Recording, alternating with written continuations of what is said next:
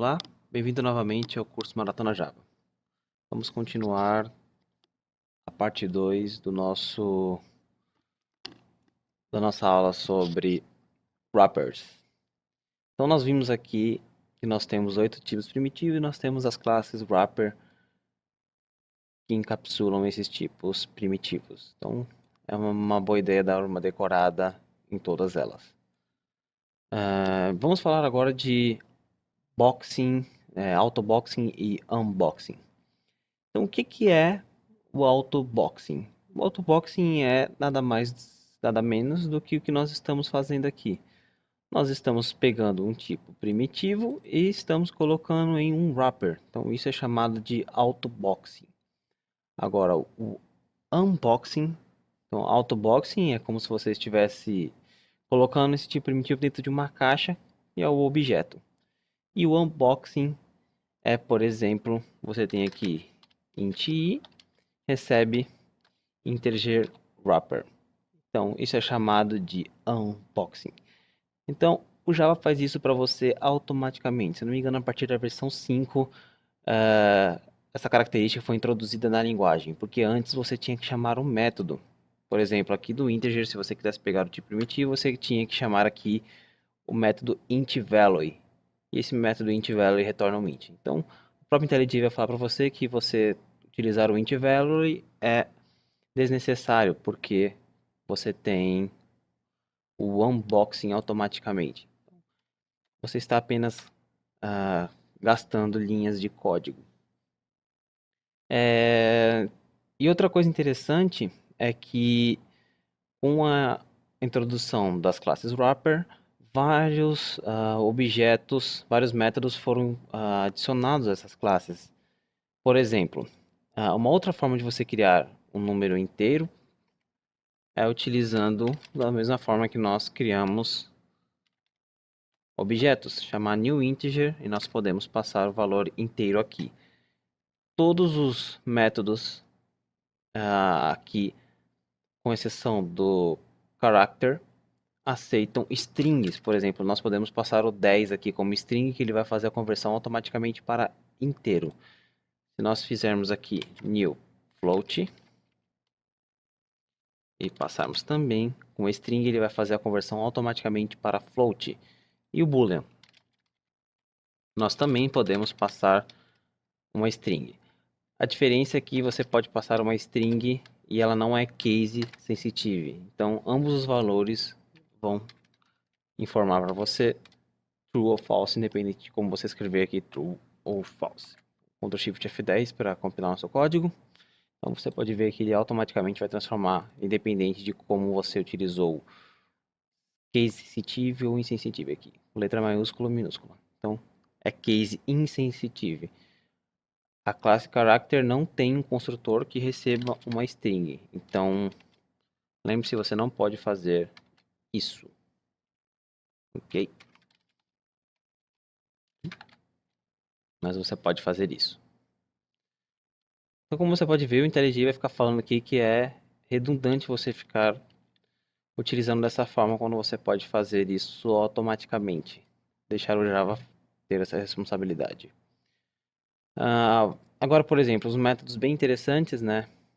Caso você não queira passar um valor diretamente no construtor, você não queira dar um new, digamos que você tem um valor aqui, string, valor recebe 10. E você quer converter esse valor para um float. Então, float f recebe float. Então, quase todas as classes vai ter um método parse alguma coisa. Então, o método, a classe float tem o parse float, o double tem o parse double, byte tem o parse byte, short tem o parse short e assim por diante. Ele vai pegar uma string e fazer um parse, uma conversão. Que é basicamente o que acontece aqui. Alt F. Então, Ctrl Shift F10. Nós temos o nosso valor aqui, 10. Então, o método parse é um dos métodos bem interessantes que nós temos dentro das classes wrapper. Um outro método bem interessante que nós temos, que nós podemos utilizar, caso você esteja estudando para certificação, é como fazer para pegar um wrapper. Então, por exemplo, o long e as outras classes têm um método float, long, ponto, value of. Então, esse value of, lembre-se, aquele ponto int value, ponto float value vai retornar um tipo primitivo do respectivo nome. Value of vai retornar o wrapper. Então, eu posso passar tanto um long primitivo, que ele vai retornar um long wrapper, ou uma string. Então, value of eu posso passar aqui, por exemplo, 10L, ou posso passar aqui uma string 10. E ele vai retornar o wrapper desse valor aqui para esse long. Então, para certificação você precisa saber que tem aqueles int value, float value, e nós temos aqui também o value of, que vai retornar o respectivo wrapper de acordo com a classe que você está chamando. A partir da qual classe a variável estática, o método estático está sendo utilizado. Alguns outros métodos interessantes são aqui dessa classe character. Então nós temos aqui